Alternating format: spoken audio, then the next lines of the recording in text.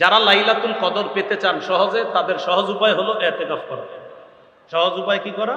ইতিকাফ করা। সহিহ বুখারীর বর্ণনা 2033 নম্বর হাদিস। এই হাদিসের মধ্যে আসছে রাসূলুল্লাহ সাল্লাল্লাহু আলাইহি সাল্লামের স্ত্রী আয়েশা সিদ্দিকা রাদিয়াল্লাহু তাআলা আনহা বলেন, কানা রাসূলুল্লাহ সাল্লাল্লাহু আলাইহি ওয়াসাল্লাম ইয়াতাকিফু ফিল আশরিল আওয়াখির মিন রমাদান। রাসূলুল্লাহ সাল্লাল্লাহু আলাইহি সাল্লাম রমজানের শেষ দশকে ইতিকাফ করতেন। আর ইতিকাফ করলে 17 নাম্বার লাইলাতুল কদরটা সহজে পেয়ে যাবেন। সূরা কদরের 3 নম্বর আয়াতে আল্লাহ বলেন, লাইলাতুল কদরি খায়রুম মিন আলফি শাহ। কদরের রাত্রি 1000 মাসের চাইতে উত্তম। 21, 23, 25, 27, 29 বেজুর রাত্রিগুলোতে লাইলাতুল কদর তালাশ করা। বুখারী একটা বর্ণনা, ইবনে আব্বাস রাদিয়াল্লাহু তাআলা আনহুমার বর্ণনা, তিনি 24তম রাতের কথাও বলছেন। কত? 24, 21, 23। ইবনে আব্বাসের একটা বর্ণনা আছে, উনি বুখারীর বর্ণনা, উনি বলছে কত? 24ও বলছে। তাহলে 21, 23, 24, 25, 27, 29 এই রাত্রিগুলোতে আমরা লাইলাতুল কদর তালাশ করব। বলেন ইনশাআল্লাহ। 18 নাম্বার সদকাতুল ফিতির আদায় করা। কি আদায় করা? সদকাতুল ফিতির আদায় করে দেওয়া। ওলামায়ে কেরামের সাথে পরামর্শ করে সদকাতুল ফিতিরটা আমরা আদায় করে দেওয়ার চেষ্টা করব। বলেন ইনশাআল্লাহ। তিরমিজির 3598 নম্বর হাদিসের বর্ণনা, قال رسول الله صلى الله عليه وسلم ثلاثة لا ترد دعوتهم। 3 ব্যক্তির দোয়া ফেরত দেওয়া হয় না। 1 নাম্বার الصائم حتى يفطر। রোজাদার যখন ইফতারের সময় দোয়া করে তার দোয়া ফেরত দেওয়া হয় না। 2 নাম্বার ওয়াল ইমামুল আদিল। ন্যায়পরায়ণ পুরুষ শাসকের দোয়া ফেরত দেওয়া হয় না। ন্যায়পরায়ণ পুরুষ শাসকের দোয়া ফেরত দেওয়া হয় না। 3 নাম্বার ওয়া দাওয়াতুল মাজলুম। মাজলুমের দোয়া ফেরত দেওয়া হয় না। 3 ব্যক্তির দোয়া ফেরত দেওয়া হয় না। রোজাদারের দোয়া 2 নাম্বার, ওই ব্যক্তির দোয়া যে ন্যায়পরায়ণ পুরুষ শাসকের দোয়া 3 নাম্বার, মাজলুমের দোয়া ফেরত দেওয়া হয় না। তাহলে আমরা সবাই সবার জন্য দোয়া করবো তো ইনশাআল্লাহ। দোয়ার নিয়ম হলো প্রথমে নিজের জন্য করবেন, এরপরে যারা আপনজন তাদের জন্য, এরপরে যারা আপন তাদের জন্য, এরপরে যারা তাদের জন্য, এরপর অন্যদের জন্য। আর মনে রাখবেন, অনুপস্থিত যারা তাদের জন্য যতবার দোয়া করবেন ফেরেশতা আপনার জন্য ততবার দোয়া করবেন। আল্লাহ আমাদেরকে কথাগুলা মনে রাখার তৌফিক দান করেন। রাসূলুল্লাহ সাল্লাল্লাহু আলাইহি সাল্লাম বলেন, আল্লাহর কাছে সবচেয়ে পছন্দের বাক্য হলো 4টি। সবচেয়ে পছন্দের বাক্য কয়টি? সুবহানাল্লাহ, আলহামদুলিল্লাহ, লা ইলাহা ইল্লাল্লাহ, আল্লাহু আকবার। তাহলে সবাই সুবহানাল্লাহ, আলহামদুলিল্লাহ, লা ইলাহা ইল্লাল্লাহ, আল্লাহু আকবার।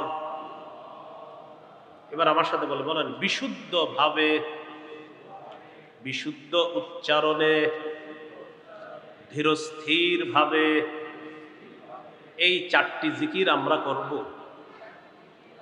ইনশাআল্লাহ। অশুদ্ধ ভাবে, অশুদ্ধ উচ্চারণে, তাড়াতাড়ি। তাহলে বিশুদ্ধ ভাবে, বিশুদ্ধ উচ্চারণে আর ধীরস্থির ভাবে, তাড়াহুড়া করা। আপনি সুবহানাল্লাহ 10 বার পরে আস্তে আস্তে, সুবহানাল্লাহ, সুবহানাল্লাহ, সুবহানাল্লাহ। রমজানের রাতে একা একা এইভাবে আস্তে আস্তে পড়েন, দেখবেন কি মজা লাগে। আল্লাহ মজা দিয়ে দিবেন ইনশাআল্লাহ।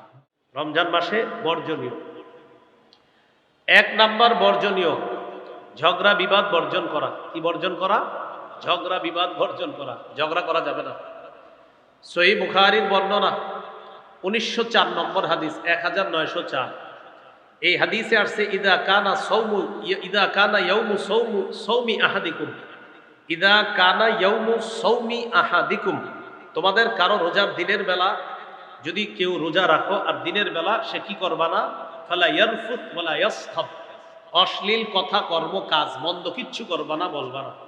ফাইন সাব্বাহু আহাদুন, কেউ যদি তাকে গালি দেয়, আও কতালাহু, তার সাথে লড়াই করে, রোজাদারের সাথে যদি কেউ ঝগড়া করতে আসে, ফাল্যাকুল, সেজন্য বলে ইন্নী সাইম, আমি রোজাদার। বুখারীর অন্য বর্ণনা আসছে সেজন্য দুইবার বলে ইন্নী সাইম, ইন্নী সাইম। তাহলে আমাদের সাথে রোজা রাখা অবস্থায় কেউ যদি ঝগড়া করতে আসে, আমরা দুইবার বলবো আমি রোজাদার, আমি রোজাদার। মনে থাকবেন ইনশাআল্লাহ। তাহলে ঝগড়া পরিহার করা, এটা 1 নাম্বার বর্জনীয়। 2 নাম্বার বর্জনীয়, রমজানে অনর্থক কথাবার্তা বলা যাবে না। সহিহ বুখারীর 2477 নম্বর হাদিস, রাসূলুল্লাহ সাল্লাল্লাহু আলাইহি সাল্লাম বলেন, ইন্নাল্লাহা কারিহা লাকুম সালাসা, আল্লাহ তোমাদের জন্য 3টি বিষয় অপছন্দ করেছেন। বলেন তো আল্লাহ আমাদের জন্য কয়টি বিষয় অপছন্দ করেছেন? 1 নম্বর কিলা ওয়া কল, অনর্থক কথা। 2 নাম্বার ওয়া ইদাআতাল মাল, সম্পদ নষ্ট করা। 3 নাম্বার ওয়াকাসরাতাস সুআল, অনর্থক প্রশ্ন করা, খালি প্রশ্ন করে আজাইরা, বেশি প্রশ্ন, এগুলো আল্লাহ অপছন্দ করেছেন। তাহলে 1 নাম্বার অনর্থক কথা বলা যাবে না। 2 নাম্বার সম্পদ অপচয় করা যাবে না। 3 নাম্বার বেশি বেশি অনর্থক প্রশ্ন করা যাবে না।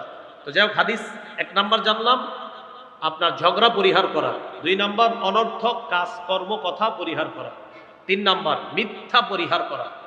ভাই কি পরিহার করা? সহিহ বুখারী 1903 নম্বর হাদিস, 1903, এই হাদিসটি মন দিয়ে শুনেন। নবীজি বলেন, মানলাম ইয়াদা কাউলাজ জুর, যে ব্যক্তি মিথ্যা কথা ছাড়তে পারলো না, ওয়াল আমালা বিহি, যে ব্যক্তি মিথ্যা কথা ছাড়তে পারলো না, মিথ্যার উপর কাজ করা ছাড়তে পারলো না, ফালাইসা লিল্লাহি হাজাতুন ফি আইয়াদা তাআমা ওয়া শারাবা, সে খাবার না খাওয়াটা, পানি না খেয়ে রোজা রাখাটা, এতে আল্লাহ তাআলার কাছে তার কোনো গুরুত্ব নাই। সে যে সারাদিন না খেয়ে রোজা রাখতেছে, সে না খেয়ে রোজা রাখতেছে, তার এই না খাওয়াটা আল্লাহর কাছে তেমন গুরুত্ব নাই, কারণ সে মিথ্যা ছাড়তে পারে না। এই জন্য ভাই মিথ্যা কথা ছেড়ে দেওয়া। আপনি মিথ্যা ছাড়তে পারেন নাই আর রোজা রাখলেন, তো বলতেছে নবীজি তুমি খাইলা না, পান করলা না, তোমার এই না খাওয়া না আর না পান করা এটা কোনো গুরুত্ব রাখে না আল্লাহর কাছে, কারণ তুমি মিথ্যা কথা ছাড়তে পারো নাই। বলেন আমার সাথে, মিথ্যা কথা সমস্ত পাপের মা। বলেন তো সবাই, সমস্ত পাপের আম্মার নাম কি? মিথ্যা কথা। তাহলে 3 নাম্বার মিথ্যা পরিহার করা। 4 নাম্বার গীবত পরিহার করা। কি পরিহার করা? গীবত। আমাদের বিভিন্ন পার্সোনাল মজলিসগুলা ঘি ভাত দিয়ে শুরু হয়, হইতে হইতে এটা গীবতে চলে যায়। শুরু হয় ঘি ভাত দিয়ে, ঘি আর ভাত তো ভালো জিনিস, আস্তে আস্তে এটা চলে যায় গীবতের দিকে। শুরু হয় ঘি ভাত দিয়ে, শেষ হয় গীবতের দিক দিয়ে। এই জন্য অনেকে আমার উপর মাঝে মাঝে কষ্ট পায়, বিভিন্ন জায়গায় বসি না দেখা। আমি আমার নিজের আত্মরক্ষা করার জন্য আমি অনেক জায়গায় বসি না, আমার দ্বারাই মনে হয় গীবত শুরু হয়ে যাবে, কারণ শুরু হবে ঘি ভাত দিয়ে, শেষ হবে গীবত দিয়ে। এই জন্য আল্লাহর রাস্তায় আমি কোথাও বসি না, বসার জন্য কোথাও কেউ রিকোয়েস্ট করেন না, আমি খুশি হই। তো বলছিলাম 4 নাম্বার গীবত পরিহার করা। গীবত কি করা? পরিহার করা। এই যে 4টা কথা বললাম, ঝগড়া কি দিয়ে হয়? বলেন, ঝগড়া কি দিয়ে হয়? আচ্ছা, অনর্থক কথা কি দিয়ে হয়? মিথ্যা কথা কি দিয়ে হয়? গীবত কি দিয়ে হয়? মাশাআল্লাহ। তিরমিজি 2616 নম্বর হাদিস, নবী বলেন, হাল ইয়াকুব্বুন নাস ফিন নারি আলা ওয়ুজুহিহিম আও আলা মানাখিরিহিম ইল্লা হাসাইদু আলসিনাতিহিম, বেশিরভাগ মানুষ জাহান্নামে যাবে শুধু জিহ্বার অপরাধের কারণে, মাথাটা নিচে আর পাগুলা উপরের দিকে দিয়ে ধাক্কাইতে ধাক্কাইতে জাহান্নামে ফেলা হবে শুধু জিহ্বার অপরাধের কারণে।